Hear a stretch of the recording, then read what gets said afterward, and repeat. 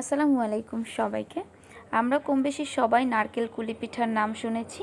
তো আজকে আমরা ব্রেড দিয়ে আমরা যে বাসায় পাউরুটি খেয়ে থাকি সেই পাউরুটি দিয়ে আমি আজকে কুলি পিঠা বানাবো।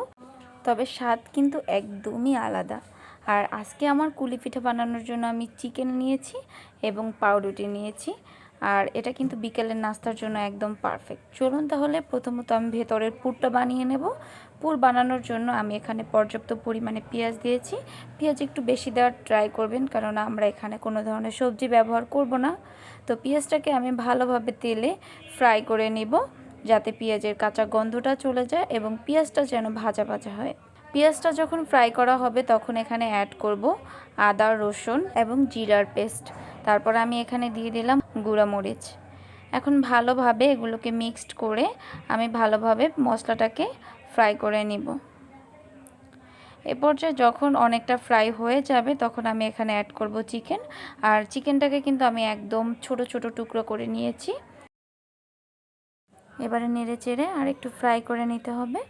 এবারে দিয়ে দিলাম আমি লবণ।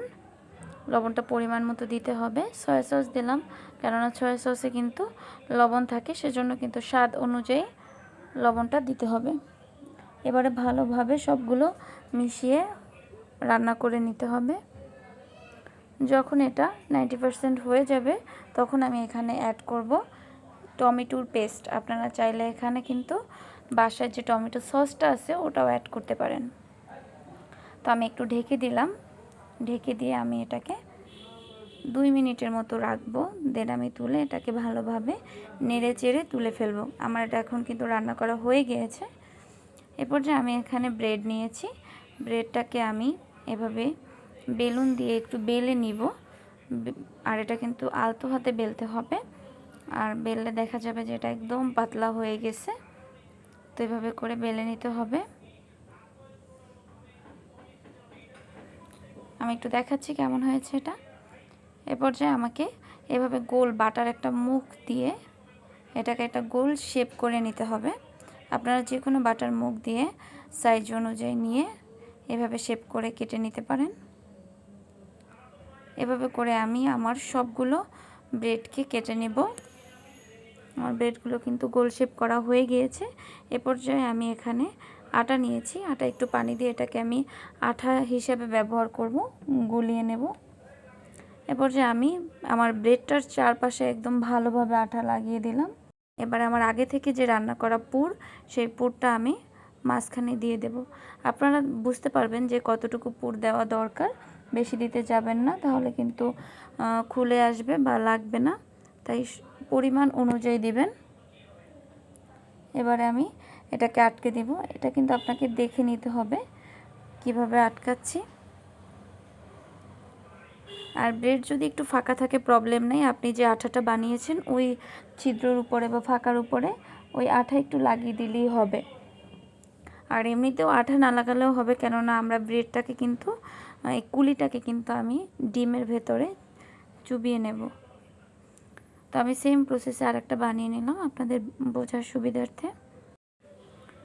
তো আমার সবগুলো কুলি বানানো হয়ে গেছে, দেখতে পাচ্ছেন এটা কেমন হয়েছে। এ পর্যায়ে আমার হলো ডিমটাকে ফেটিয়ে নিতে হবে।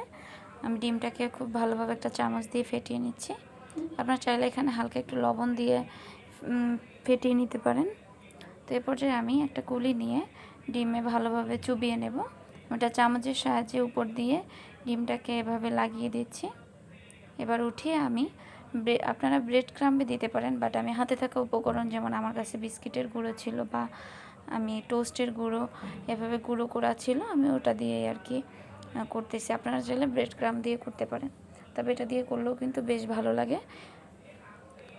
তো এভাবে কোট করে নিতে হবে। দেন এক্সট্রা যে বিস্কিটের গুঁড়োটা থাকবে ওটা হাত দিয়ে এভাবে ঝেড়ে নিলে ওটা পড়ে যাবে।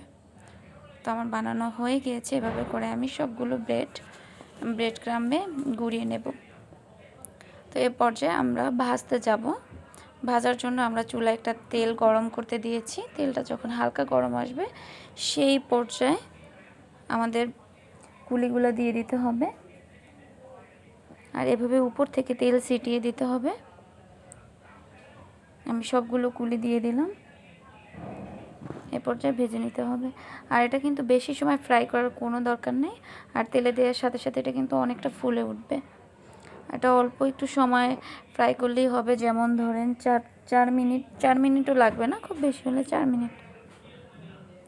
তো এটাকে ফ্রাই করে একটু উপরে যখন ব্রাউন কালার চলে আসবে তখন এটাকে তুলে ফেলতে হবে। আর এটার উপরটা কিন্তু একদম অনেক বেশি ক্রিস্পি হয়ে থাকে, যেটা খেলে বুঝতে পারবেন।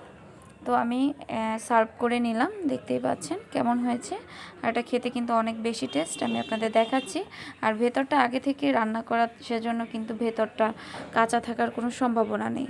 তো আমার আজকের রেসিপিটি যদি আপনাদের কাছে সহজ লাগে, ভালো লাগে, তাহলে অবশ্যই আমার চ্যানেলটিকে সাবস্ক্রাইব করবেন, লাইক কমেন্ট করে আমাকে সাপোর্ট দিবেন। ভালো থাকবেন সবাই, আমার জন্য দোয়া করবেন। আসসালামু আলাইকুম, আল্লাহ হাফেজ।